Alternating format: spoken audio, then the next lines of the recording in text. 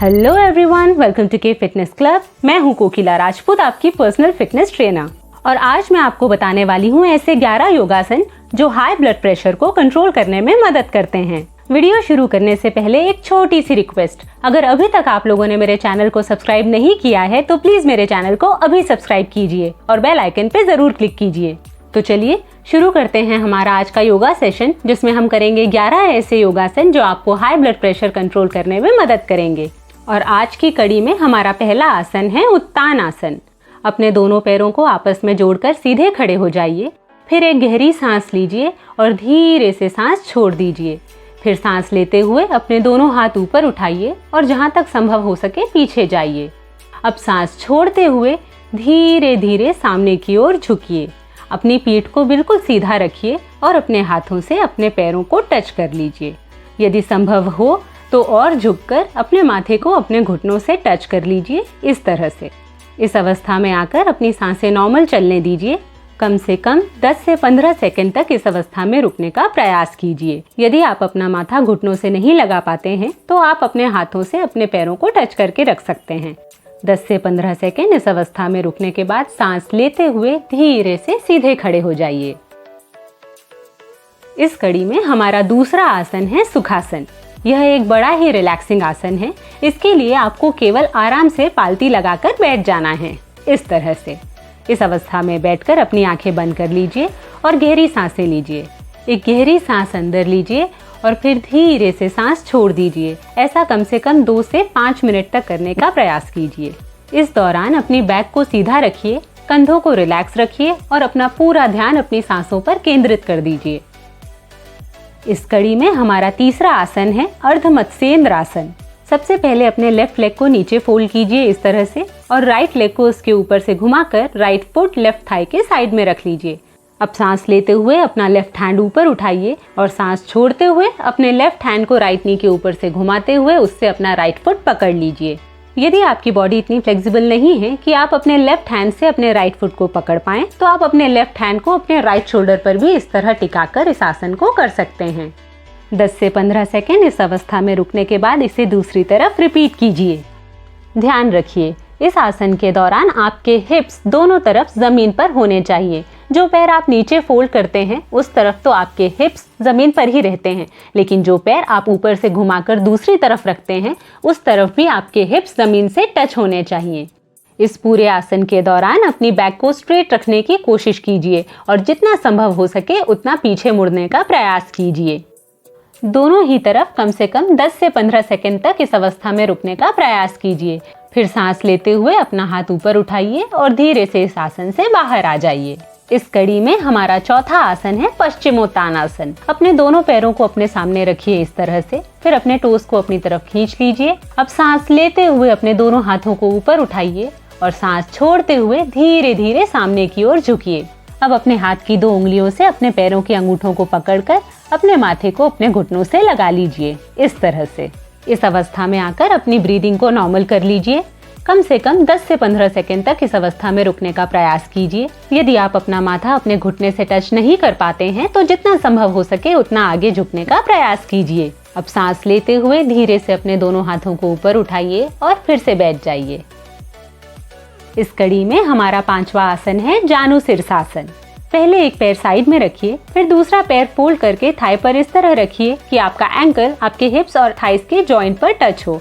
अब सांस लेते हुए दोनों हाथ ऊपर उठाइए, अपने पैर की तरफ घूम जाइए और सांस छोड़ते हुए धीरे धीरे सामने की ओर झुकिए। अपने एंकल्स को पकड़ लीजिए और अपना माथा घुटने पर लगा लीजिए, इस तरह से। इस अवस्था में कम से कम 10 से 15 सेकंड तक रुकने का प्रयास कीजिए।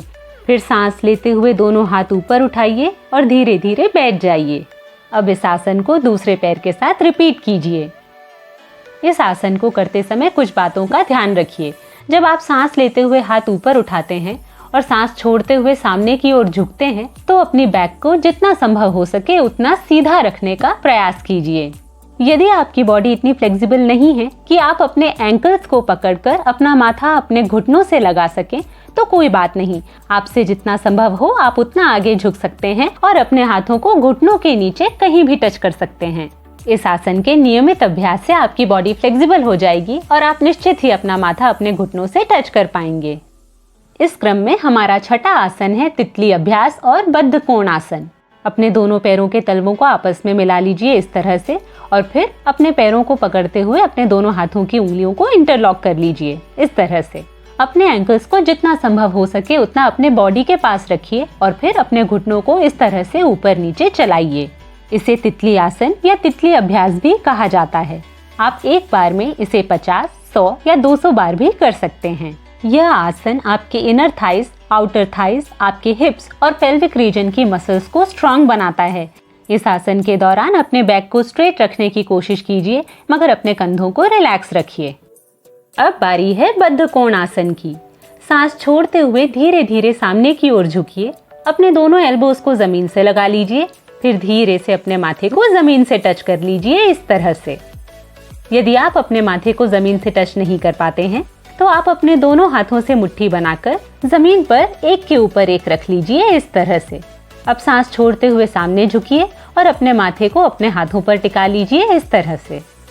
10 से 15 सेकंड तक इस अवस्था में रुकने के बाद धीरे से सांस छोड़ते हुए बैठ जाइए। तो ये हुआ हमारा तितली अभ्यास और बद्ध कोण आसन। इस क्रम में हमारा अगला आसन है अधोमुख स्वान आसन। सबसे पहले वज्रासन में बैठ जाइए। अब अपने दोनों हाथों और घुटनों पर आ जाइए इस तरह से। अब अपने टोस को जमीन से लगा लीजिए। अब अपने घुटनों को जमीन से ऊपर उठाइए। अब सांस छोड़ते हुए और अपनी बैक को स्ट्रेट रखते हुए अपने हिप्स को ऊपर ले जाइए। अपने कंधों से अपनी बॉडी को पुश करके अपने हिप्स को जितना संभव हो सके उतना ऊपर उठा लीजिए और फिर अपने एंकल्स को जमीन से टच कर लीजिए। इस दौरान आपके पैर बिल्कुल सीधे होने चाहिए। इस अवस्था में कम से कम 10 से 15 सेकंड तक रुकने का प्रयास कीजिए। फिर सांस लेते हुए धीरे धीरे सामने आइए और अपने घुटनों को जमीन से लगाकर पुनः वज्रासन में आ जाइए। इसी क्रम में हमारा 8वां आसन है बाल आसन। सबसे पहले अपने दोनों घुटनों और अपने हाथों पर आ जाइए इस तरह से। अपनी बैक को स्ट्रेट रखिए। अब सांस छोड़ते हुए अपने कंधों को पीछे पुश कीजिए और अपने हिप्स को अपने एंकल्स पर टिका लीजिए। अब धीरे धीरे नीचे आइए और अपने माथे को जमीन से टच कर लीजिए। इस अवस्था में कम से कम 15 से 30 सेकंड तक रुकने का प्रयास कीजिए। यदि आप चाहें तो आप अपने दोनों हाथ अपने सामने इस तरह से रख सकते हैं। यदि आप अपना माथा जमीन से नहीं लगा पाते तो आप अपने दोनों हाथों से मुट्ठी बनाकर उन्हें एक के ऊपर एक जमीन पर इस तरह रख सकते हैं और उस पर अपना माथा टिका सकते हैं। और यदि आप चाहें तो आप अपने दोनों हाथ पीछे रख सकते हैं इस तरह से। इस अवस्था में आकर अपनी ब्रीदिंग को नॉर्मल रखिए। ये एक बहुत ही रिलैक्सिंग पोज है। अपने नेक और अपने शोल्डर्स को बिल्कुल ढीला छोड़ दीजिए। यदि आपकी बॉडी इतनी फ्लेक्सिबल नहीं है कि आप अपना माथा जमीन से टच कर सकें, तो आपसे जितना संभव हो सके उतना आगे झुकिए। और यदि आप चाहें तो अपने दोनों घुटनों के बीच में गैप बनाकर भी इस आसन को कर सकते हैं। बस सांस छोड़ते हुए सामने की ओर झुकिए और अपने माथे को जमीन से टच कर लीजिए। तो देखा आपने, बालासन को करने के कई तरीके हैं। इनमें से जो भी तरीका आपके लिए कंफर्टेबल हो, आप उस तरीके से इस आसन को कर सकते हैं। अंत में सांस लेते हुए पुनः वज्रासन में बैठ जाइए। इसी क्रम में हमारा 9वां आसन है सेतु बंधासन। अपने दोनों पैरों को फोल्ड करके अपने हिप्स के पास ले आइए और अपने हाथों से अपने पैरों को पकड़ लीजिए इस तरह से। ध्यान रखिए, जितना संभव हो सके उतना अपने एंकल्स को अपने हिप्स के पास रखिए। अब सांस लेते हुए अपने हिप्स को ऊपर उठा लीजिए और ऊपर पहुंचकर सांस छोड़िए और अपने पेट को अंदर खींच लीजिए। फिर से सुनिए, सांस लेते हुए हिप्स को ऊपर उठाना है और ऊपर पहुंचकर सांस छोड़नी है और पेट को अंदर खींच लेना है। और अंत में सांस लेते हुए अपने हिप्स को पुनः जमीन पर नीचे ले आना है। नीचे आकर कुछ देर के लिए रिलैक्स कीजिए। यदि आप अपने एंकल्स को हिप्स के पास में रखकर यह आसन नहीं कर पाते हैं, तो आप हिप्स और एंकल के बीच में थोड़ा डिस्टेंस रखकर भी इस आसन को कर सकते हैं। सांस लेते हुए अपने हिप्स को ऊपर उठाइए और ऊपर जाकर सांस छोड़िए और पेट को अंदर खींच लीजिए। कुछ देर इस अवस्था में रुकिए और फिर सांस लेते हुए हिप्स को नीचे ले आइए। इसी क्रम में हमारा 10वां आसन है सर्वांगासन।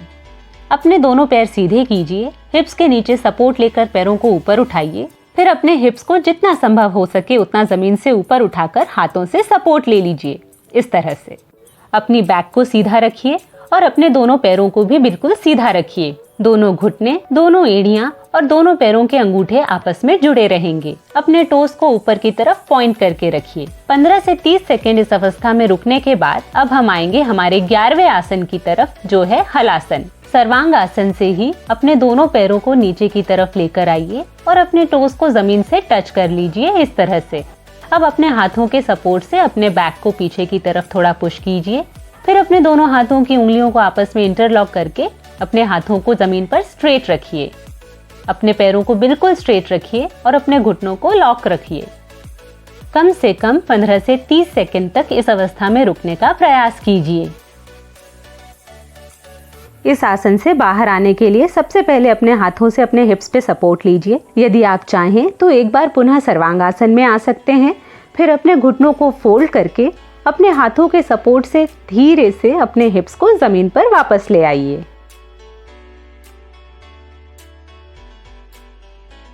अब धीरे से करवट लेकर बैठ जाइए। तो ये थे वो खास 11 योगासन जो हाई ब्लड प्रेशर को कंट्रोल करने में मदद करते हैं। यदि आप ऐसे किसी भी व्यक्ति को जानते हैं जिसे हाई ब्लड प्रेशर की शिकायत है तो उनके साथ यह वीडियो शेयर करना न भूलें। धन्यवाद। मुझे उम्मीद है कि आपको ये वीडियो जरूर पसंद आया होगा। अगर हाँ तो प्लीज इसे लाइक, शेयर और कमेंट करना न भूलें। यदि आपने अभी तक मेरे चैनल को सब्सक्राइब नहीं किया है तो प्लीज मेरे चैनल को अभी सब्सक्राइब कीजिए। अब मैं आपको मिलूंगी अपने अगले वीडियो में। तब तक अपना ख्याल रखिए, सेहतमंद रहिए और सुरक्षित रहिए।